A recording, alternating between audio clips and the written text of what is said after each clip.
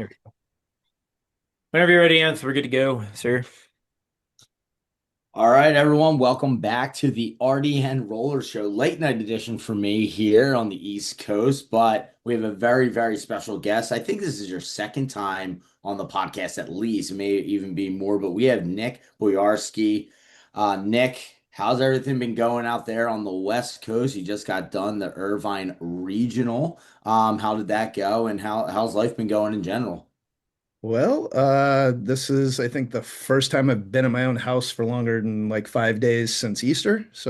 Going well for me right now. Yeah, April was a busy one. Had pretty much somewhere to go every single weekend. Man, so you're a busy man. What have you been doing? Is it just with the roller stuff? I mean, college roller, Yeah, just Irvine. we had what did we have? Zona Cup tournament in Arizona at the beginning of the month, then nationals for ASU, then the Irvine Arch qualifier. And I think there was something else in between in there. But yeah, it's been a couple A weeks new for sure. will release as well too. Yeah, that in the middle of all of it, exactly. It's busy man, busy man. We got a lot to talk about. One big thing kind of want to talk about too right off the bat is USA tryouts, in particular junior men's. Yep. You're one of the head coaches on the team as well too for the junior men's, and you guys are going to. This is in Paraguay, correct? Yep. Okay. Have you ever been to Paraguay? Other than I have not. I realized the other day I've been all over this globe. I have never set foot in South America. So okay. that'll be a new one for me. I'm excited. Have you done any research or like the food of like what you're excited to see or do? I'll just kind of go with the flow, whatever's going on there. It does look amazing. Like obviously Googled it, looked at the city, looked at the area it's in. It's going to be awesome. I'm really excited for it. And to clarify, I am the assistant coach. Dan Maxwell is the head coach. Oh man, sorry Dan. I know I hear his fingers just going right now. Apologize. Dan, head coach, and assistant coach Nick Boyarsky. Thank you for joining the pod. Let's get into Team USA and really the World Championships junior men's application. Ant, if you want to take it away. Yeah, so I think one of the and I know this is becoming this is like a growing thing, right, with the NDP program, and it's kind of taken a few different avenues. So I think really what we wanted to get out there, because this deadline is coming up for May 13th for the last kind of, like, I guess you would say, like that final lap of applications. So really what we want to know is just a few things on, applying, what are some of the deadlines, birth years, things like that. So could you just touch on at a high level and take your time with it, going through Sure. everything that you think someone who is in these birth years should know about applying for Team USA? And we all know it's an amazing thing to play for Team USA, right? It's one of the greatest things you could do in our sport, but how do they go about it? Where can they get seen? How do they, find out more information? All the stuff that you think is super important. Sure. I think first off, this is just new. This is new for everybody. It's new for, not necessarily for the people running it, but it's a constantly changing and improving program that's set up. A lot of really good people involved in it, a lot of really smart roller people, smart hockey people involved, which is huge. It, it- this is an opportunity that I've been coaching youth roller hockey since I don't even want to talk about how long it's been. A long, long, long time Don't age since yourself, man. Don't age since yourself. since since Robbie was playing 14 and under. How about that? Dude, it At was least 12 and under at well, Palladium it might when have I been met 12 and you. under. Yeah. He's Um, like, God damn it. I'm that old. This has been kind of the thing that this sport has needed forever. There needs to be a dangling carrot. There needs to be something that a 14-year-old kid trying to decide, do I want to play roller or ice?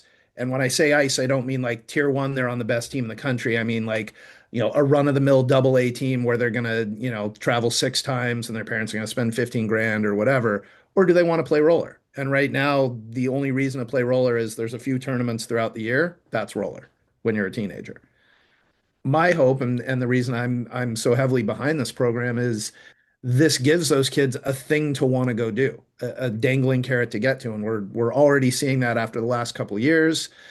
Kids are talking about it, kids are asking me about it. The kids I coach are asking me about it. They're trying to understand the even birth years, the odd birth years, where do you go in this year? And it's confusing. And if you don't kind of know the situation, know how it works, it's a little daunting. And it's a lot of information, right?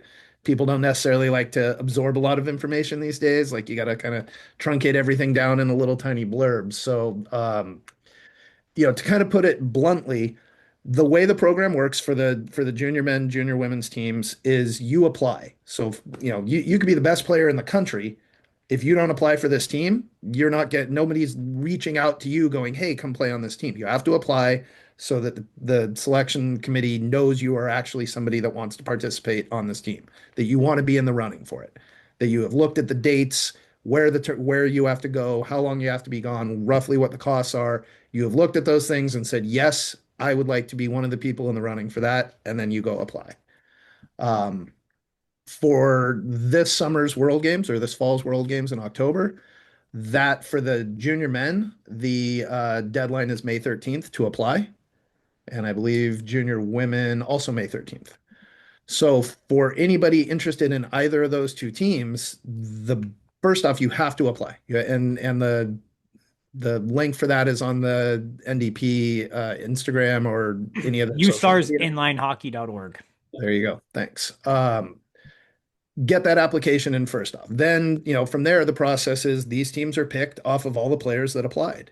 And, that list could be 15 people, it could be 55 people, it could be 105 people. At that point, the committee goes through, the scouts throughout the country are involved. So, say you're a kid from a small state that doesn't have a ton of roller hockey, but you're a pretty good player and you participate in some regional tournaments there. The NDP program has scouts throughout the country. If you play in any market that's got even a little bit of roller in it, somebody there is a scout. Somebody there will know who you are and have seen you played, or if they haven't, they'll seek you out, get information on you, and bring that to the committee. So there's no misconceptions anywhere in the country. If you think you have the skill level to compete on this team, you should apply. If you make the team, you don't make the team, that'll be based off of the selection process. But you cannot make the team if you do not apply. And to your point, even if you don't know like a lot about roller, or you're new to it, or you're an ice kid that is getting into roller, whatever it is, you can still go to this website, the USARS or the Oh yeah, NDP website, absolutely.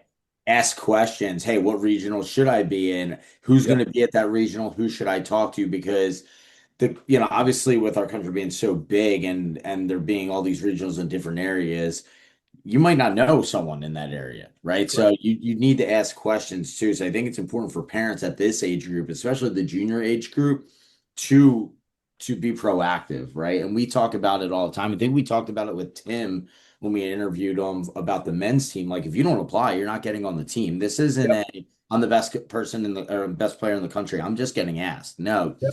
you have to part of the commitment to playing Team USA is to be committed, like you said, right? Go through how much is it going to cost? Where are we going? What is the time frame work? Once you figure out those things, you have to be committed to this process, right? Absolutely. And I know a lot of the more talented oh 08, this year it's 2008s and younger are what's in consideration for the junior men's team. So you've got 08s, at the oldest group, oldest, strongest, most experienced. They're probably going to get the most looks, but at the same time, the goal of the ID skate they had at the Irvine qualifier right before it, that Dan and I did, one of the things that Head Dan said, coach Dan, right?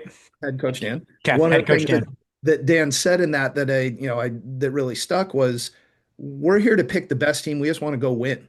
So that's going to be whatever players are going to help us reach that goal, regardless of birth year.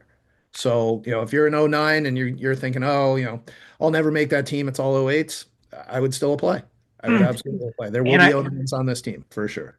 I think that's a great point because even not just in junior men's, but even in senior men's, a lot of people have that mentality. Like I'm never like, well, yeah, you're not gonna make it because you never applied for it in the first place, you know. But that's a very great point, and it's 2008s, 2009s, and 2010s that can Yeah, I apply. mean, if again, I think you get down into 2010s, 2011s, you're going to need to, really be kind of a shining star from that birth year to where you are, better than somebody else. But Mhm. again, it's based off of skill level, and it's based off of maturity, and it's based off of, how you carry yourself, all of those things. I know what the process for this program and the things that are expected of these kids when you're representing your country, like, guys that aren't serious about this, guys that don't have some self-discipline, probably don't need to apply. But if you want to have that honor, wear your country's jersey and represent it like the men's team has, these last couple times around, this is how you do it. So with that being said, you being the assistant coach here for the junior men's, like what are you looking for? Like in an ID skate, obviously you're doing a lot of drills. You're probably doing some competitive drills, battle drills. You're doing probably a scrimmage at some point. But what are some of the outlying things that you're looking for? Is it leadership? Is it how if you get beat on a play, how you react to getting beat on that play? Like what do you look for as a coach? I think what and again, I'll speak for Dan a little bit just because we had conversations about kind of what we're looking for, and I think it's a good dynamic. We both kind of have the same mentality and kind of want the same things out of people, so I think it'll be a good match on the bench together. But I think the general thing we're looking for is obviously you have to have a skill set, you have to have a compete level. Like, there's plenty of guys out there that are skilled, but give up on things, don't compete, make a mistake, don't try to make up for it, come to the bench, slam your stick. Like those are in a giant pool of kids. If it's you and three other kids and your skill levels are exactly the same, but one of you has that and the other one doesn't, that's an easy pick. So, responsibility, how you carry yourself on and off the rink. Do you know your role? You're not a lot of guys can say, I'm on a team with 11 other really good hockey players. Yeah. Most of these guys that saw the ID skate, a lot of them come from teams where they're, one or two on their team. Now you're on a team with everybody's one or two. You have to be able to play in that kind of dynamic. You have to be able to be an asset, however that ends up being. You might not be the guy expected to score every goal, even though on your team you are. That's a really good point, actually. Yeah, And it's hard to be, like you said, to be the number one, number two guy on your team and then come onto this team and you're maybe third line or second line, and attitude's everything, I think, as well, too. Yeah, it's one of the coolest things in that ID skate. Dan had Travis Noe and his son Hayden out there, Hayden Maxwell, both helping us, and Hayden got to tell stories about when he was on the junior team, when he was their age, and what an experience it was for him. I thought that was really cool. If I was any of those kids and listened to that and didn't want to make this team more than I did a minute ago, you'd be crazy. yeah. And Travis had a lot of really encouraging things and kind of put a lot of things in a good light for these kids that I think they'll understand after listening to him what, not just what an opportunity it is, but what an honor it is. I thought, both those things were really cool. Gave the kids really good perspective. And it's nice because you had someone who won with that junior team, right? Like Yep. and had that experience, and you have Travis, a guy who scored a golden goal, right, for Team USA. And I think a lot of people saw his, I guess you would call it like his professionalism and his poise that he had. Like when we did the documentary with him this summer, the things that he was saying, like you said it earlier before we started the pod, like when he spoke, you listened. Yeah. Right. Be So engaging. having someone like that is a huge, huge benefit. And the fact that he's willing to come out there, spend his time to go do these things, like he's not getting paid for this, right? He's going out there and he just wants it to grow and wants his program to grow. It was awesome. Him and Hayden both were super engaged. They were, on the benches during the scrimmages, giving the kids pointers, giving the kids, pat on the backs, complimenting kids on their play, giving guys advice on what they should and shouldn't be doing out there. Like those are huge things. And the longer this program exists, the more guys like that it's going to create to help build the program. Yeah, and we need that too for Team USA when you go compete at these different nat world championships. You see a lot of different countries that they do a lot of preparing, and they start the process very, very early, and then they consistently have different tournaments they enter at their own, local regionals. So it is cool to see USA, come back and start doing this. I remember early, like 2008, 2009. Team USA had like West, Southwest, Yeah, East, yeah. and it was all over. But it is nice now to see like the youth have something and consistently can build to play with. So it's nice to see. The next ID skate for this will be in Chicago, correct? At the Windy City this weekend. Yeah, I think it's the Salt Creek Sports Center, and it's actually for my time, it's tomorrow, but yeah, it'll be Thursday of this week. So that'll be the last one there with Dan Costanza. Okay. So another great guy that's involved. And then we actually have just more of a skills clinic for maybe like I guess this would be more geared towards like the younger crowd just to kind of get involved and for parents to find out more information. We have one over here on the East Coast at the champion of the March Rink Madness that we did at the Great American Center. Great American Center. So they're going to be hosting an NDP skills clinic with Christian Petramonico and Max Halverson. And Max is another one of those guys who's just highly Yep. respected in the sport. And Christian, he's a kid that he's a great player as well, but even off the rink, this kid, when we ran a little youth league around here, he was a straight A student, so we did student athlete award. This kid had like a 4.2 GPA. I didn't even know that was possible. So he's a kid who, again, has played in the program, but also a good role model off the rink too. And I say that like jokingly, but it is kind of crazy at a 4.2, right? So Yeah. Yeah, that's but he's awesome. a great guy off the rink, great parents as well. So he's another good person, at least on the East Coast, that kids can look up to. And that rink has such a good following. So it's good that they have those two guys there as well.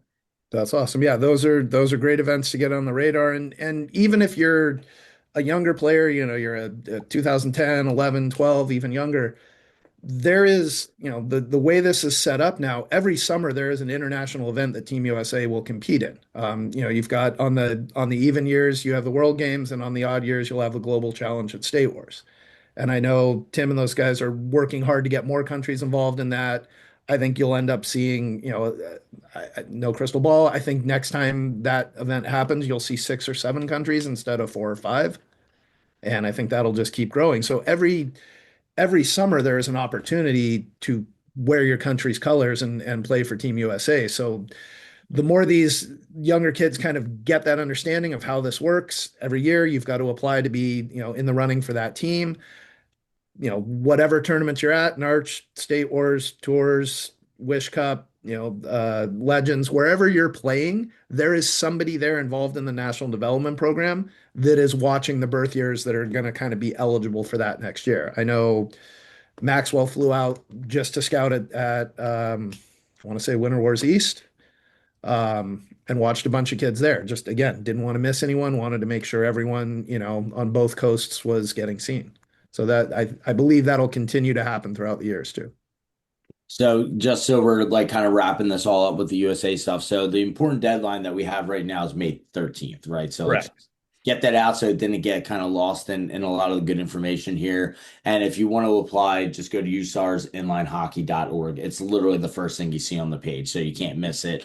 But if you're still interested, it's a great way. And if you want more information, you can obviously reach out to their social accounts and the website as well. Absolutely. Because I think a lot of people may have questions and just need a conversation with someone like you or Yep. someone like Laura who's very heavily involved on it on the women's side. So like I think those conversations are important for parents to have because like Rob had I think said earlier, like people probably just write themselves off in the beginning without even trying to Yeah. apply. If you Or are just don't understand the process. yeah, Like, oh, I'll never make that team. Well, you won't if you don't even apply. exactly. Like, Obviously know your skill set. If you are not of the skill set that would make this team, sure you can still apply, but right. but if you are of that skill set or you believe you are, Yeah. and you're not sure, apply. Maybe you're better than you think you are. Scout's going to let us know that. And if you're like one of those bubble guys, people get hurt, things happen, kid gets pulled into an ice hockey tournament that he can't miss. So maybe you become an alternate, right? So now you're in that list. And that's the most important thing is just being on the list, staying up to date with the information. And that's how, guys get on the team. Yep, absolutely. And just wrapping it up, junior men's will be in Paraguay October 2nd through the 9th. Correct. Cool. Well, let's move on to Narch Regional Irvine, or I guess Narch Irvine Regional, this past weekend. I think Outcast probably had the nicest jerseys there. I don't know what you do, Boyo, or who Uh, designs these, I'm but it is every year you got something special, and I love it. So, what inspired this new design first? uh like all things roller hockey, it eventually just turns back to Tommy Toohey somewhere. So I'm just gonna say The probably goat, Toohey. the goat. That's just where no, I mean we've always kind of starting with Toohey's 92 team, we always tried to do like some sort of an Arizona themed thing. And I am not a baseball guy by any stretch of the imagination. And Toohey's always been like, you should do a D-backs one, you should do a D-backs one. Dude, they're big D-backs fans. Yep, they are indeed. I fought it, I fought it, I fought it, and then now I've got George Godinez involved in the program. George's the big Diamondbacks guy now too, so he starts push. So there's a little pressure campaign for that. Tommy was instrumental in kind of coming up with some of the ideas for it and showing me different Diamondbacks jerseys that we should go off of. But I will give the design credit on every jersey I've had for the last 10, 12 years at least to Nick Dowling and True Threads. I couldn't design something to save my life, but I can tell Nick what I kind of think I would like, and he turns that into my jerseys every time. The dude is a master. So, what's your favorite out of all? Because you guys have had so many jerseys. Do you have like Uh, a What top kind of jersey? question is that, Anth? Oh, it's a tough question, is what it. Yeah, that's like, I yeah, ask the that, tough questions. geez, that is a question. my favorite forever will be the old Konixx Suns ones that the first year we had the Konixx Pro team. Those The jerseys, if you ever, PHX or the other yeah, ones? Okay, no, yep, yep. the yeah, the white ones, the PHX ones.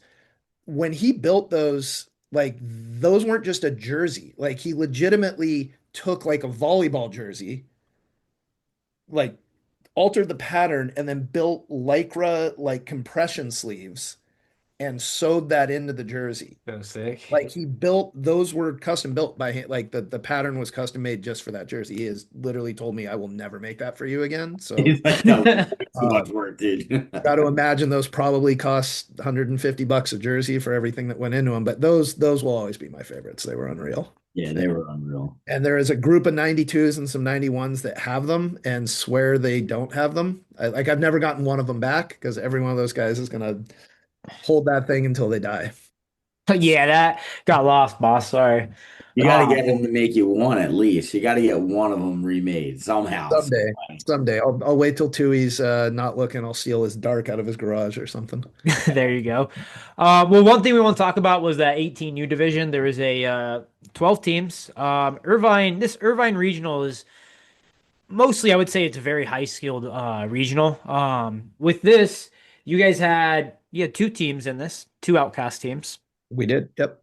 and I will say, from watching OC Blades Black at Winter Wars West, seeing them at Winter Nationals, they're a very high end 18U team.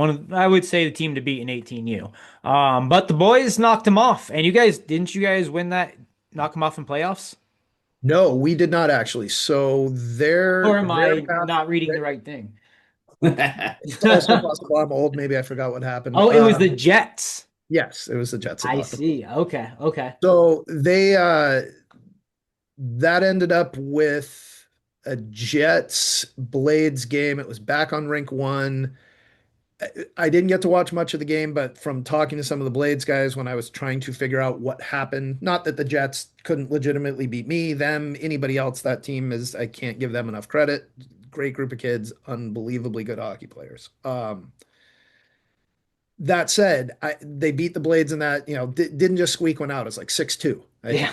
think. So I rightfully asked a couple of the Blades guys what happened, and I'll give them the defense. I will relay the defense I was told, which was we had, a couple kids gone for prom.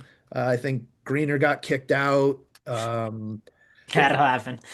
Yeah, I mean, just Wait, my boy Braylon got kicked out? the Oh God, I gotta nicest go. kid in the You just world. broke Rob's heart. I gotta call him right now. I gotta I call him can't right now. imagine what could have been done by that kid to get kicked out of a hockey That's what game. I'm So so like anybody else, he's such a great kid. he is.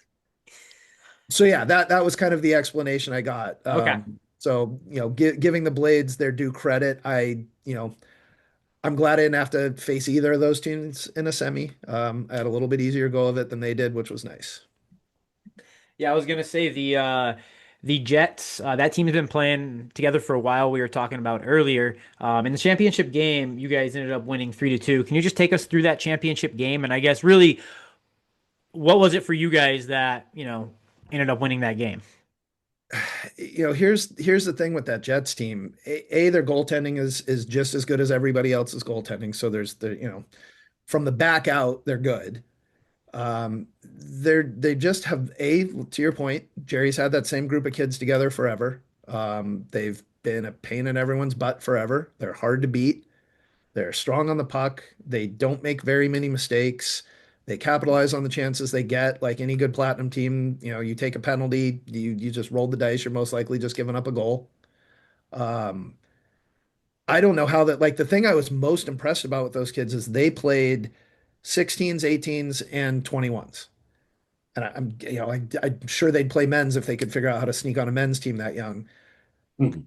And like they had the same energy in every single game. I was telling you guys this earlier. Like, the core of that team, we had to play in the junior final, and we all are in a junior semifinal. And we also had to play them in the 18 final. And then, they were in the 16. It's like they were in every big game, and they're like they don't get tired. I don't understand. Like every game to them looked like their first game of the day, and they don't roll a big bench either. So I know you were asking me about my team, but I will give that team credit. They were damn good. So with this Outcast team, is this going to be the same team going into Narch finals? Is it going to have a couple different faces? I know historically sometimes, East Coast, West Coast, or is this just too early of a question? No, I think kind of what the plan is right now. I've had a group of 07s with the honorary 07 of Jackson, who's an 08. That group will come together and play again this summer, assuming everyone's ice schedule. God knows where Jackson gets drafted. Who knows if he can make it or not make it? We'll find that out after the draft. But the core of the great problem to have, right? Like, oh, I hope our best player is drafted, right? Yeah. Uh, that 07 team will stay together, kind of the same group of kids have been playing. And then what I qualified at this tournament, we've got two qualified teams now, or three, counting the gold team. Going to try to do kind of an 08 group with some of the kids that played for me in Mexico that'll end up being on this junior team most likely. Some of those guys I would imagine will make this team. Um, so kind of a combination of a clump of 08s and a couple 07s that I just don't have room for on the other team. And with Don Rosales and net, the goalie that we had, those are two platinum teams. My goal in a perfect world, I have to play my own team in a final. Like that's what I'm going for this They're summer. gonna split up the bench duty, one period one way, one period another. That is what Marvin Simmons is for, and Oh, that there is you what go. George Godinez is for. That is Maybe the I'll just man. let each of them coach a team, and I'll go sit in the stands and eat some M&Ms, watch the game. Okay. That's actually the smartest move you can do. Just completely remove yourself from the situation. I like that. I will say with the guys I have coaching with me now, like it's awesome. I coached two teams this year, at Irvine. Usually I coach 20 teams. I've got unbelievably good coaches in our program from 8 and under up. Like I said, George Godinez stepping in. He's coaching our 12 and under platinum team and our 2010 platinum team. When Marvin gets back, he'll be on, a bunch of benches too. So really, really kind of happy with the group of coaches, kind of younger guys coming out of Arizona, giving me the ability to sunset a little bit and enjoy the tournament a little bit and not have to run around like a crazy person the whole time. There Well, you go. because you're one of the harder working men in the sport, so I think you deserve a little bit of M&Ms or whatever you said there I to agree. enjoy you good watching the game because usually you can't get you for more than 5 minutes. You're either dropping off a roster, running back to the Konixx booth, or coaching a game. And if you get any time to eat, that's a bonus. That's what the burrito guy over by the beer garden is. That's the lunch break. It was like I legitimately was like dumb, crazy hockey parent watching my own teams play, like just standing on the glass, yelling at kids. Went and yelled at a ref out of the drink when he didn't call something. Like I went full stupid hockey parent that whole tournament. And it was awesome. Like I loved just watching my jerseys play and not having to be on every bench. It was great. Some That's call that awesome. passion. Some just call that passion, corner guy. My dad was always a corner guy watching the game. So that's awesome. Um, Last thing, wrapping up the 18s. Yeah. Going into summer, Yep. who's the team on your radar, or who's the team to beat in 18s? I know it's so hard to tell. I mean, because you get the ice guys coming back. I always try to do these rankings. I get all these bicker in my ears. I think, I You always can't, got it's like trying to hold sand in your hands. You can't it rank is. what nobody knows. You ask Miro who's on his 18s team right now, he can't tell you for sure. You ask me, I can't tell you for sure. The No, only guy that can tell you for sure who's on his team is Maxwell because he's had the same kids playing since November. And absolutely. to answer that question, the Blades are always the team I assume I'm going to have to beat to get any Hmm. medal at Arch when it's on the West Coast. In any platinum group, it's the blades. That's the hill I've got to climb to be able to win. And more times than not, that's where I end up having to play. Absolutely. No, I'd say it's always hard. I mean, even in every, I think in every, even in pro, you don't know what guys are going to play, who's magically going to start playing roller, like Adam Ernie's a great example. He just randomly started playing, and then just now what, 6 years later, he's continually playing and just so dominant. But I remember the first year he started it with Ringster, and it was just like, who is this? And then slowly but surely just took over that team and is that leader for that team. So it's very true at all age levels. You never know until a week before, maybe even Thursday before that tournament. Yeah, I mean, I would say, uh, the Canadian roller hockey group that comes out every year, if it's not the Blades I'm playing in a final, it's them. Mhm. And they are gunning for us every time, and it's a great rivalry. It's a good game. They're always hard fought, hard passion games. I've squeaked two out on them. They're due one, so I know I've got to play the odds, and however hard I think we're gonna have to play to beat them, we're gonna have to play a little bit harder than that because you can't beat everybody every time. I'm Absolutely. sure the boys have Um, a little extra pep in their step when they play the Canadian boys too, right? Like a little bit of country pride there. So those games, I've seen those games. They get chippy, and especially at the 18U level, it's like hack Well, central. So and it's interesting. You get Jackson in there, and like some of those guys are his boys that he's hanging out with at home, right? And then right, he's got to play against them in a game, and like their buddies are walking around the rink. I think it was last summer. Like first shift, one of his buddies just got him like hard in the hands. Like just Jackson's got the puck way too long, doing way too many things with it, and eventually gets chopped in the arm and looks at the kid. Oh, we're doing that. That's what we're doing. And the kid's like, yeah, I want to fucking win. Like I'm gonna chop the shit out of you the rest of the game. Every time you backhand towing me, I'm gonna try to put my stick through your stick. I love that. Just made him play harder, which is awesome. Before we move on to the new wheel, Connex Yeah. Pier 3, we got to talk about the guy you just mentioned, Jackson Cover. I Yep. think you've been coaching him since what, like 10U, No, no, 8U? that Aldi, Was that Aldrich? yeah, Aldrich Okay. built that foundation. Well, Dude, the Nick kid's is just a so natural humble. He does not freak. want to take credit for ever anything. I love that about you. Um, well, I mean, there's a lot of people working really hard in this sport. Like, I don't need to Absolutely. take, I'm doing my stuff. I don't need to take other people's credit. Yeah, Aldi coached him when he was in the Cayman Islands when he was coaching over there for whatever that was, 2 or 3 years. But I mean, I, my favorite Jackson story is this: when he was uh, first year 10, he was playing up, or second year 10, he was playing up on a 14U team for the Cayman Islands. I remember this because a group of 05s I had that were, at the time a pretty good gold, kind of fringe gold platinum team. We're playing this Cayman Island team, and I knew who Jackson was because I'd seen him play, and Darren, used to talk about him all the time. So I tell the kids in the locker room beforehand, this kid right here is going to score 5, 6 goals on you if you are not careful. We will lose this game to a kid that is 3 years younger, 4 years younger than you guys if you are not careful. And they're probably like, nah, And nah. they looked at all the Cayman Islands kids. You got, boys, girls, shoulder pads, whatever. And then just Jackson just skating around.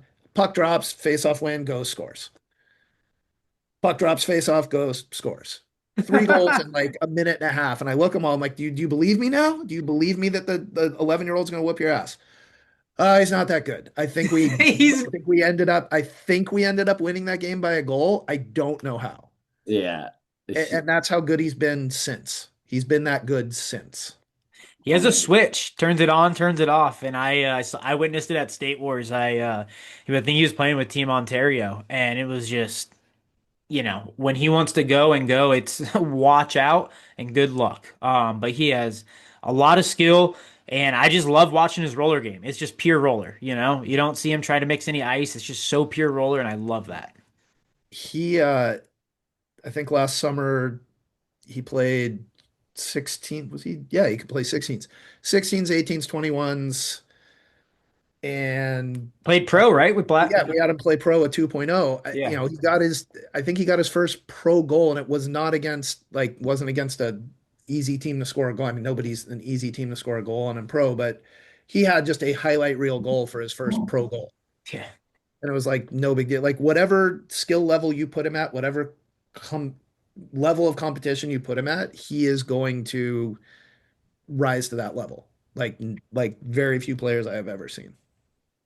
It's unbelievable. I mean, like you said, he's going to be drafted. Like he's like that's the kind of guy you're dealing with, right? So it's unbelievable that you've been with him for this long. I mean, I'm sure it's just like a blessing for you as well. So You know, he just the funniest part of this is like when I put him on that group of '07s, they had 8 guys already, and they were Brandon Gorzinski. I remember, kind of threw a little fit. He was probably 15, 16. He's like, well, I don't want 9 guys. Why do we have to have 9 guys? I don't want to play with 9 guys.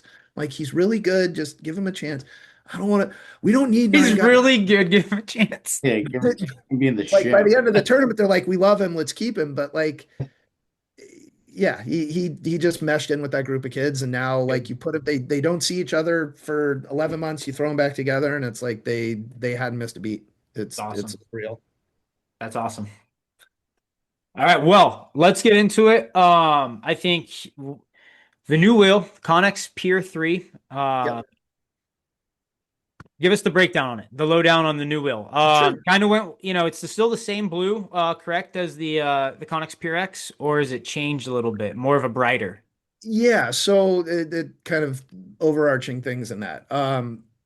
We haven't had a new wheel since God, the Purex was probably pre-pandemic. Yeah, so it's been 5 years, 6 years. Reason being, there's only so much you can do to a wheel. I mean, why fix something that's not broken? Well, yes, I mean you want to keep things fresh and update the graphics, whatever else.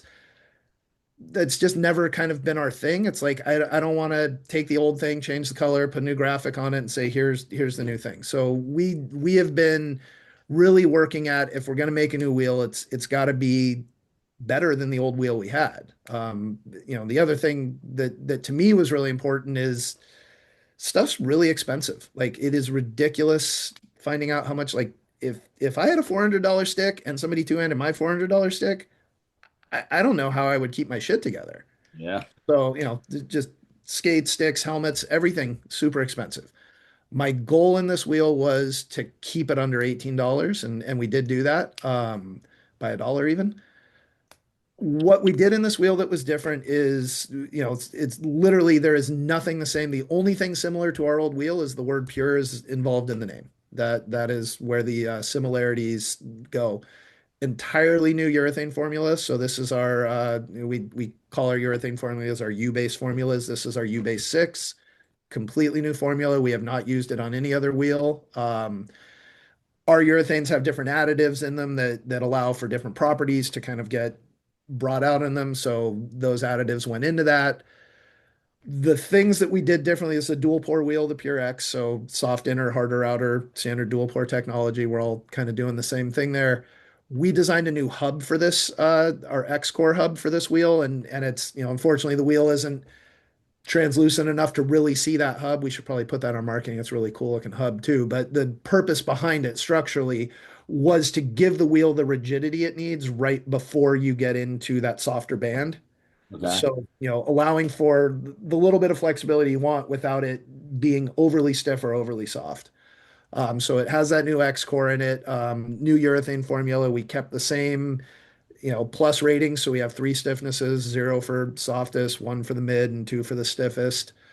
The thing that we did completely different with this wheel, and this is part of what took a long time to get this wheel out, was we looked at the profile of what a wheel is, the shape, the profile of a wheel. We've used the same profile. Everyone in the sport has used the same profile since inline hockey wheels were made in the 90s. That's just the shape of the wheel, and it changes a little bit, a little more pointy, a little more round, but in general, it's been the same profile forever. Since this was an all new wheel from the ground up, there was going to be a new mold for it. So we took our time and really looked at a bunch of different formulas. The guy I worked for, Ken Schneider, hockey guy from back in the day, engineering background, and he walked me through a bunch of different profiles and why we would do things one way or another. And the profile that we came up with, which we're calling our quick grip profile, is just a little bit wider wheel than what you're used to. It's not the overall width. It's just, and I unfortunately I don't live anywhere near a factory. I don't have any with me. I gave away my last set in Irvine, so I don't have any at home to show, or I would have brought one. But that radius basically gives you a little bit bigger riding surface, a little bit bigger turning surface. So on a hard cut or a hard edge, you're not slipping out. It's going to hold its edge a little Yeah. bit longer. It's nothing revolutionary. We just took a chance on it and tried a bunch of different radiuses until we found one that didn't slow you down, didn't make your turns too wide, didn't feel clunky, didn't feel heavy under your feet, felt the same, but just gave you that little bit of extra grip and edge. I was gonna say, as you were explaining it, I was trying to figure it out, kind of like a, guess who sort of thing going on. And I looked at it and I was like, it looks like it's a little thicker, like a Yeah, little it's wider. just Yeah. more round. The Yeah, more, edges but coming when you off said of the more side of round, the yeah, wheel, that curvature is just a little rounder. And I could talk about it all day long. Once you skate on it, it's easy to see where the benefits are. The two guys that the most in our process for this, yeah, there you go. Um, great tech work, Rob. is that whose site is that? Ice Warehouse. Oh, there you go. Okay, that's what I figured. With that, like the two guys in testing when they came back to us with, Can you name the testers? yeah, absolutely. The two that everyone in the process was great. There's a lot of guys in there. The two that kind of stood out the most to me just in their skating ability, Christian Acosta. Great guy to have on that wheel too, speeding around everywhere. He's one of the best skaters in the sport, for Have sure. you seen me skate? Again, he's one of the best skaters Okay, in the good. sport. Um, and the other Yeah, one, when I look at guys that are using their edges and guys that are just doing nothing but pivoting and edging, Joey DiMartino so we was the did. other That's what I was gonna say. Yeah, it had to one. be. And when those two guys got off that tester set and the feedback they gave me on it, we knew that was the radius we wanted. So let me ask you a question about Joey D real quick. He's a nut with his equipment, right? How he tapes his stick, he puts different color wheels in different positions. How much of a struggle is that for you? Like when he You was know what? testing this, he's With probably Joe, the best person for the feedback. you let Joe be Joe. Like Yeah. whatever Joey wants to do, Joey's going to do. For a long time, he rocked two pink Pulsar X's and Yep. two Pure X's. Sometimes they would be in the like spots where I'm like, buddy, I don't know if that really is doing what you think it's doing for you. But then you watch him play and you're like, I don't think I could put And blocks you on his can't say feet. anything. You could put blocks on his feet. He's still going to be just as good. He's he's so But particular. Like you'd he have is, looks facing and out, looks facing he's in. great for testing because he has questions, right? Like some of these guys, I give them wheels, like, hey, we're testing this. I don't usually poison the well. I just like, here's some wheels. I'm gonna hit you up in a week and ask you some questions. Joey has questions, like, That's good. not in an annoying way, like Yeah, in a good way. Like, I have questions. Why is this way? How come you don't do this? Like, those are guys I want testing stuff. that's We great. need Joey in the R&D factory with the He's chemical He glass sounds like design. he is. Yeah. He is the So R&D guy. can I ask you a question then? So yeah, what's up? last year, you know, here at RDN, if I see something, I take it and I post it. That's what's going to happen. And then I deal with whatever comes afterwards. And that's going to happen just like how when I go off on NCRHA and 10 minutes later, I got the whole NCRHA staff down my neck. I'm like, "Hey, it You put happens." Rob in witness protection. Yeah. Coggin was mad. Um is this the same wheel last year that we posted that one of I think the different colored one? I don't want to say it, orange color. Oh, that was actually part of this testing process. Okay, that's what Um, I thought. yeah, And just from looking at that wheel to this, like yeah, just from that size a little, I'm assuming, but I love this the color of it, that pure three. Is that like a translucent blue? Is that what you're going? yeah. One of the things that with the manufacturers we've used, and everybody's urethane is different. Everyone's formulas are different. It's everyone's got their own kind of secret sauce to what they're making and what factory it's being made at or what production facility it's being made at. We because durability is kind of the first pillar in what we're looking for. Like it can perform great, but if it's not going to last longer than 10 games, like what's the point of that? We found in all our testing that the more translucency there is, at least from our supplier, the more translucent the wheel is, the less durable that wheel tends to be. So we've always kind of gone with the most translucent we can get while still getting the durability we want. That makes total sense because I remember like the first like Konixx wheels, the Konixx Pures, guys would literally, I have guys, I kid you not, that still have like one or two of them on skates. And I'm not even joking. Like those wheels just, I would do wheel orders. I'd be like, all right, well, nobody's buying wheels. I'm like, why? Like because they were breaking down on them. Like, you know what I mean? It was like kind of a problem for me. Rob's digging. Yeah. There's one. There's one. Yeah. Don't, I have yeah. like I'm not getting rid of. I have like five that I set aside that are brand new.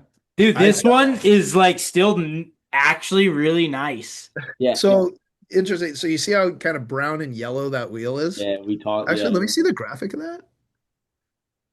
Okay, yeah, this is an original pure.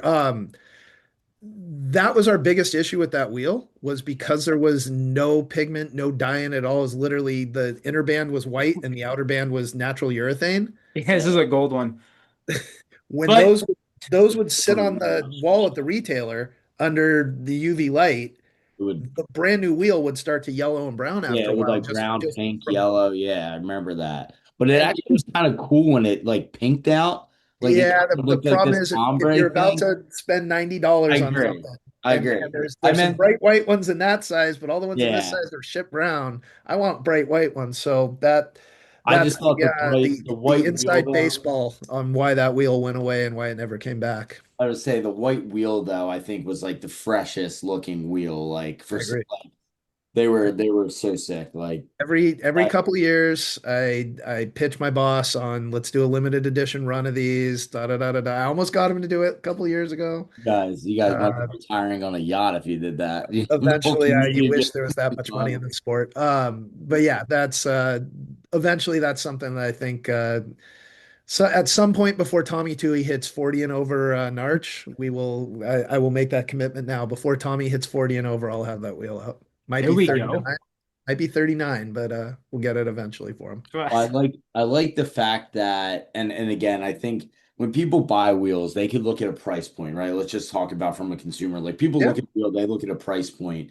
They don't realize, hey, what goes into making a wheel. It is not just like you pour it in a mold and then it comes out the next day. There's cleaning processes, like you talked about the hub, the flex point of the wheel, how it responds to from a start to a stop, like all that kind of stuff. So I love that you are kind of geeking out with it and going into the details because I think after listening to what you said, when you're spending $17 on a wheel, you're like, oh shit, it actually makes sense why they're 17 bucks. Like these things go through this huge process and we have a small sport. So like that's why. And if you're buying a wheel that's 17 bucks and it lasts you 6, 7 months, however long it lasts, right? Depending on how much you play, what surface you're playing on, that's not a big investment, right? At the end of the day. And nothing's gonna last forever, right? Like, I've had people That's like send us nasty messages on Instagram like, I just bought these wheels 3 years ago and they're already and I'm like, 3 years ago? That's Re- awesome that these have lasted you three Thank years. you. Like I Can I got get kids that that a are like, I want to, testimonial? Like, yeah, talk to some of the pro guys. It's my fourth round robin game. Can I get another set of wheels, please? It's not naming names. That's just one of those things that is just a no-brainer. Like if you're gonna make some, and not saying other people's wheels don't hold up, whatever. All I can be responsible for is my own wheel, and I want to know that if I've got to stare at you, from across a bench, or you're gonna come talk to me at my booth, like I don't ever want someone to be like, I bought your wheels, they lasted me 6 games, they suck. Like that's the day I stopped doing my job. no, I, go ahead, yeah, Andrew. yeah, Rob. Well, I was gonna say for the design of this, is this something that um are you the designer behind this? Or who's kind of goes into with designing this wheel? Graphically, Yes. talking about the graphics. So we kind of to go on a little side topic. So this is the first of 3 new wheels that we're going to do. This is our flagship, so this is our top one. We'll be doing two single pour, same formula, single pour wheels on 2 different hubs that'll come out next month. And again, under $15, under $12 for those 2 models. All of those will have the new profile on them as well. So we're kind of transitioning our whole wheel line into that new profile. Um, and each of those 3 new wheels kind of has a distinctly different graphic to it. The red one that you had seen out there, which is the Gluon, is Okay. the name of that wheel, Eluon. That wheel is coming out as a single pour wheel. It's like a really bright green wheel that with that glue on graphic. Really cool looking wheel. The one right below it, the Nova, really cool, like different graphic style, different process of putting the graphic on the wheel than anything we've done. So each of these wheels kind of has a unique graphic to it. The Pure 3, we went through like a bunch of different versions of this graphic and this is the one we ended up with. It's a little bit of a throwback to the old. I think you held one up a minute ago, the old Konixx Tachyon wheel Oh yeah, yeah, yeah. that had a very loyal, very angry when we stopped making them Yeah. following. Oh Yeah, yeah. yeah. Guzman was like your biggest advocate of those, right? I got hate messages when that one stopped too. Yeah, these So it's a little bit of an homage to that wheel, and I will I'll throw same guy that's been making all my jersey designs for years helps me out with wheel designs as well. Nick Fallon. Yeah, no, he's a man with the designs. He can whip up some nasty designs. Agreed. And one thing I know personally, I wanted to bring this up to you because we at Winter Nationals we wanted to talk about this. We didn't get to touch on it. We haven't really talked about the Konixx bolt frame either. Oh yeah. We did Where talk. we just got, I think I tore my groin like 25 minutes later, so it just We didn't did. happen. But why don't we talk about that real quick? Because Sure. you were talking about it to me. I was like super interested in it. So just go into some of those like you were doing with the wheels, kind of Yeah. features, Sure. bits of Yeah. that. The same kind of principle. We when we come out with a new product, whether it's a Konixx product or a Hilo product, and Hilo is our bearing and accessory line. We have the cork bearing through there, a bunch of different little, roller hockey specific accessory products. Um, we do that when we see a hole, when we see somewhere that's like, someone used to make this thing and everyone liked it, but no one makes anymore. Let's make a really good wheel treatment that helps refresh the grip on a, lightly used set of wheels.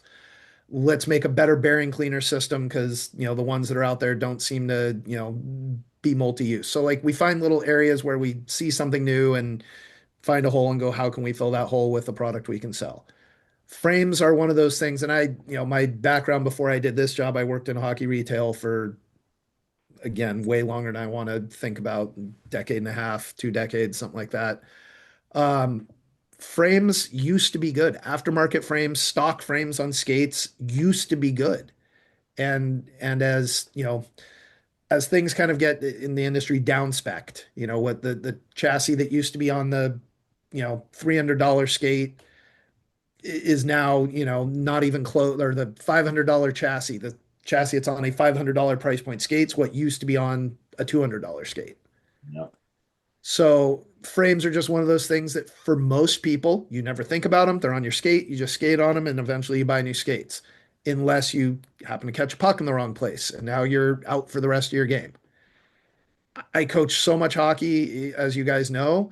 The amount of players that I have had just not be able to finish a game because their frame on their $1,000 skate took a still mat puck at State Wars and is bent and they can't play now. Um, and not to say there aren't good aftermarket frames out there, there are, but what we aim to do with this frame was build something that A could be under $200 because that kind of seems to be the sweet spot of anything more than that, and you just start looking at why am I spending this much? Now I got to build a skate. It's going to be $1,600 by the time I'm done. So we wanted to keep the price under $200, and we wanted something that was going to like be able to take a Bauer puck or a still mat puck A and Bauer not puck. bend.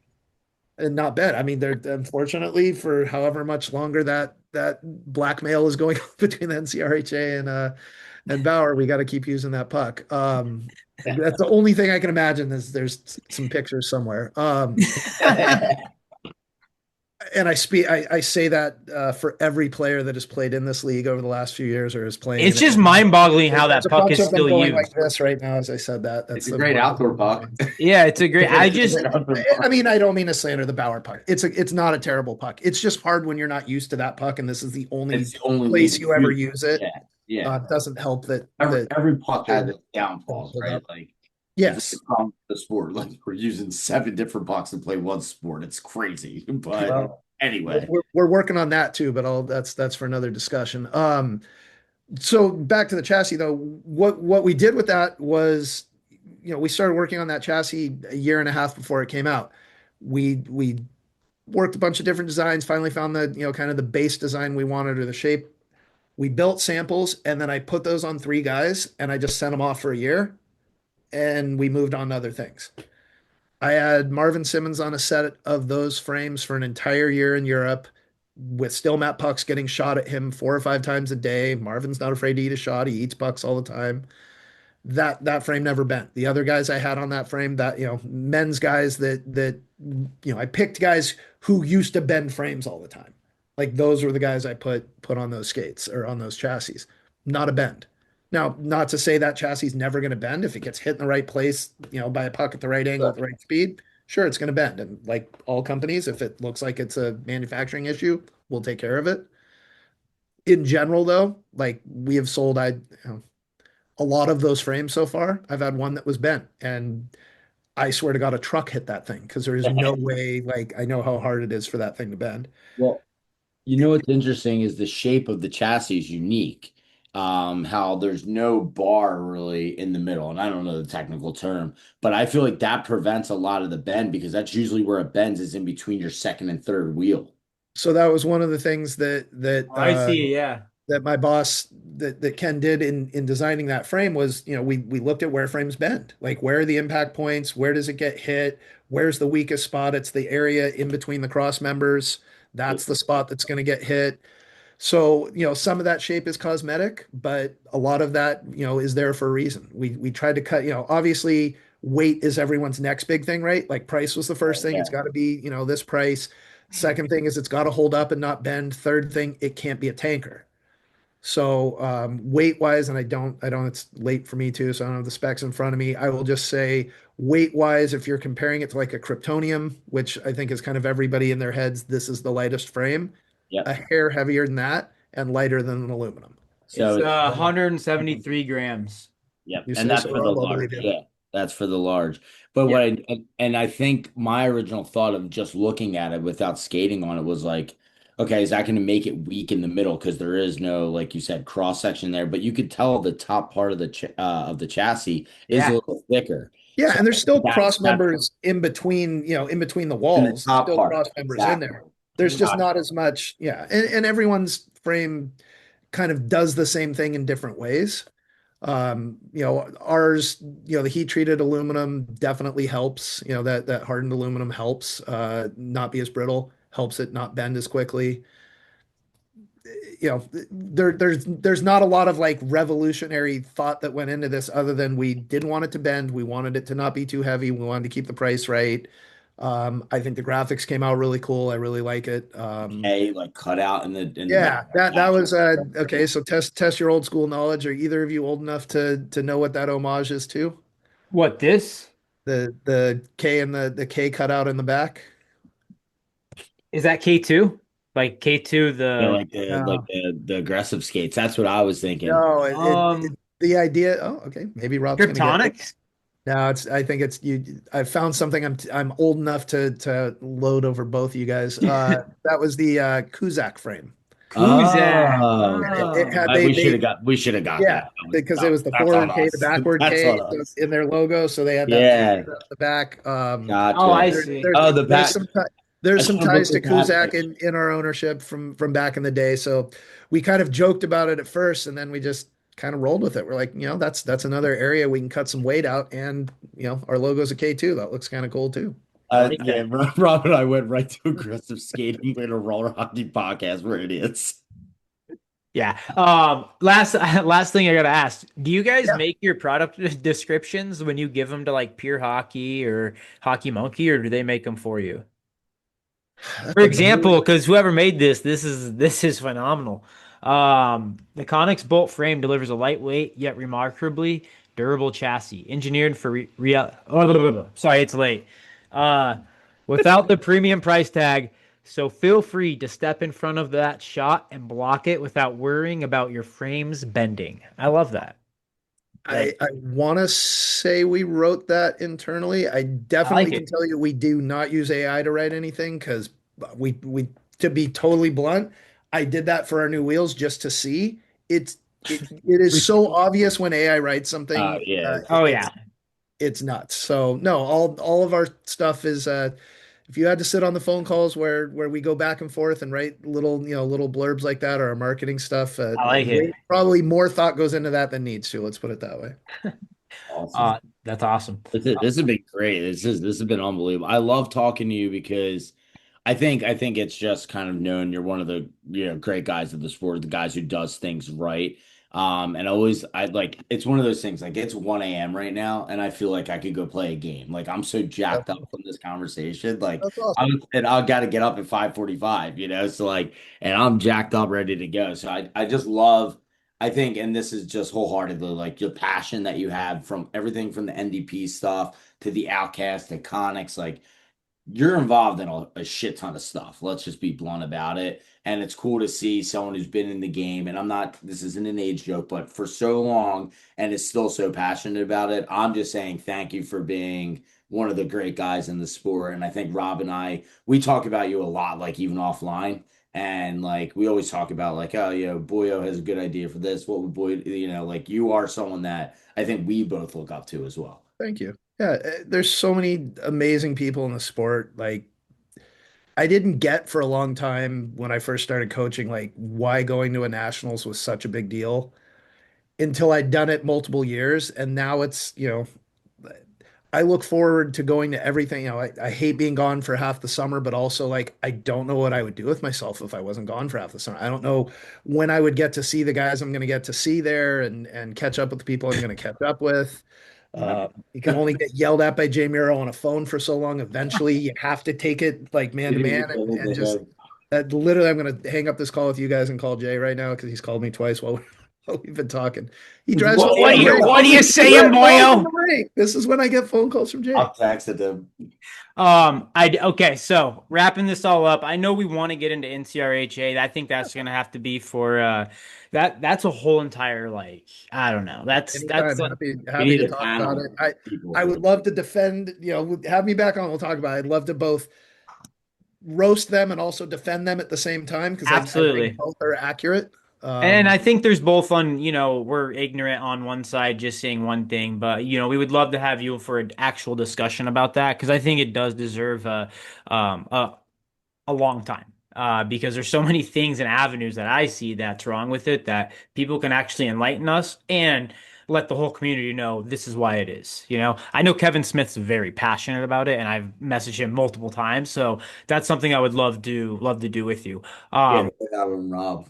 yeah, that's my boy. One thing though, I do have to say, okay, Ant's being a little, he's how much you do for the sport, and I couldn't top what Ant said anymore. I couldn't agree more.